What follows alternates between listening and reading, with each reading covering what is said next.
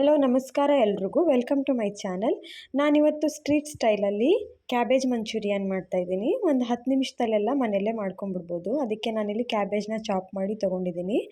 Capsicum ಮತ್ತು ಈರುಳ್ಳಿ, crush ಮಾಡಿರೋವಂಥ ಶುಂಠಿ ಬೆಳ್ಳುಳ್ಳಿ ತೊಗೊಂಡಿದ್ದೀನಿ, ಚಿಲ್ಲಿ ಸಾಸ್ ತೊಗೊಂಡಿದ್ದೀನಿ, red chilli sauce, tomato sauce, soya sauce ಮತ್ತು ಮೈದಾ ಹಿಟ್ಟು, ಸ್ವಲ್ಪ ಕಾರ್ನ್ಫ್ಲೋರು.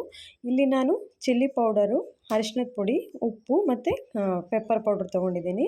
ಅಷ್ಟು ಸ್ಪೈಸಸ್ ಪೌಡ್ರ್ ಏನಿತ್ತು ಅದನ್ನು ಮತ್ತು ಮೈದಾ ಹಿಟ್ಟು, ಸ್ವಲ್ಪ ಕಾರ್ನ್ಫ್ಲೋರು ಇಷ್ಟನ್ನು ಹಾಕೊಂಡ್ಬಿಟ್ಟು ಚೆನ್ನಾಗಿ ಮಿಕ್ಸ್ ಮಾಡ್ಕೋಬೇಕು. ಕ್ಯಾಬೇಜ್ನ ನೀಟಾಗಿ ಮಿಕ್ಸ್ ಮಾಡ್ಕೊಳ್ಳೋಣ. ನೀರಿಂದ ಅವಶ್ಯಕತೆ ಏನಿರಲ್ಲ, ಕೈಯಲ್ಲಿ ಚೆನ್ನಾಗಿ ಮಿಕ್ಸ್ ಮಾಡಿದ್ರೆ ಕ್ಯಾಬೇಜಲ್ಲೇ ನೀರಿನ ಅಂಶ ಇರುತ್ತೆ, ಅದಕ್ಕೆ ಎಲ್ಲ ಹೊಂದ್ಕೊಂಡು ಈ ಥರ ರೆಡಿ ಆಗುತ್ತೆ.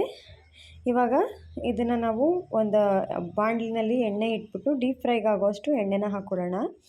ಎಣ್ಣೆ ಚೆನ್ನಾಗಿ ಕಾಯ್ದ್ಮೇಲೆ ಒಂದೊಂದೇ ಈ ಥರ ಮಂಚೂರಿಯನ್ ಥರ ಎಲ್ಲ ಹಾಕ್ಕೊಂಡು ಫ್ರೈ ಮಾಡ್ಕೋಬೇಕು.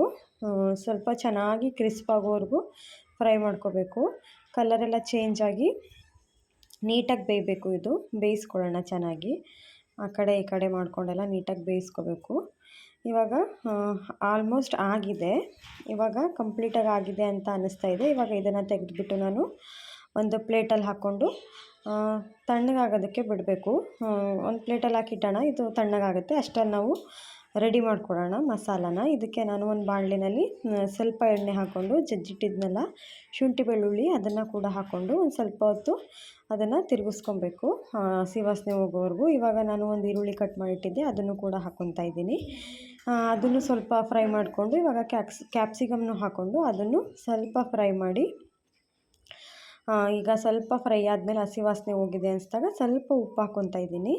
ಇವಾಗ ನಾನು ಇದಕ್ಕೆ ಟೊಮೊಟೊ ಸಾಸ್ ಹಾಕ್ಕೊತಾ ಇದ್ದೀನಿ, ಹಾಗೆಯೇ ಅದ್ರ ಜೊತೆಗೆ ರೆಡ್ ಚಿಲ್ಲಿ ಸಾಸು ಕೂಡ ಹಾಕ್ಕೊತಾ ಇದ್ದೀನಿ, ಸೋಯಾ ಸಾಸು ಕೂಡ ಹಾಕ್ಕೊತಾ ಇದ್ದೀನಿ. ಎಲ್ಲ ಸಾಸ್ಗಳನ್ನೂ ಹಾಕಿದ್ಮೇಲೆ ಒಂದು ಸ್ವಲ್ಪ ಚೆನ್ನಾಗಿ ಮಿಕ್ಸ್ ಮಾಡ್ಕೊಳ್ಳೋಣ.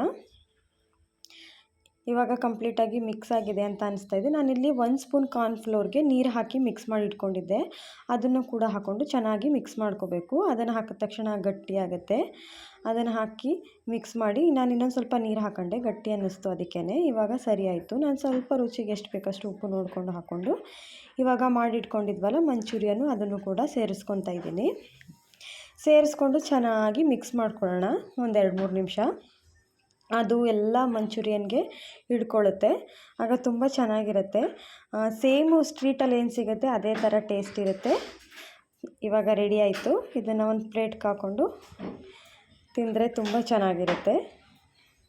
ರೆಡಿ ಆಯಿತು ಸ್ಟ್ರೀಟ್ ಸ್ಟೈಲ್ ಕ್ಯಾಬೇಜ್ ಮಂಚೂರಿ. ಯಾರ್ಯಾರೆಲ್ಲ ವಿಡಿಯೋ ನೋಡಿದ್ರಿ ಎಲ್ರಿಗೂ ಥ್ಯಾಂಕ್ ಯು ಸೋ ಮಚ್.